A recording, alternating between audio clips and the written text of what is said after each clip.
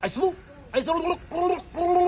Қылышбек не үшін келін? Мен әкешім айтты, сен пока тұрақты жұмыс таппасаң, сені тастасын деді. В смысле, мен удаленкада жұмыс істеймін ғой? Үйде отырып алып ставка қою, саған удаленкада жұмыс істеу емес, түсіндің ба? Жарайды, онда фрилансер деп айта сал. Олар фрилансер деген сөз түсінбейді. Короче, мен сені жұмыссыз деп айта саламын. Какая разница, главное, ақша тауып жүрмін ғой, болды емес па? Ой, қайдан, қашан таптың сен? Кеше таптым мен 500 теңге подъездің алдынан, сосын джинсымның қалтасынан еще 1000 теңге тауып, сөйтіп тауып жүрміз ғой, Құдайға шүкір, жаловаться етпей. Қылышбек, қиындатпай, жұмысқа кіре салшы, а? Мағанше өзіме ұнайтын жұмыс керек. Зарплатасы миллион, кабинетім бар личный, қасымда 2 охраннигім бар.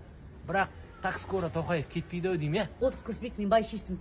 Сен пока нормально жұмыс таппағанша мен ешқайда шықпаймын, түсіндің ба? Давай онда, кеттім мен. Қайда барасың? Мен бар, достармен бар ғой, фриланс дейді, PlayStation ойнайын. Давай. Қылышбек, тоқта! Мен естігеннен бағым бар, фрилансер етейінші.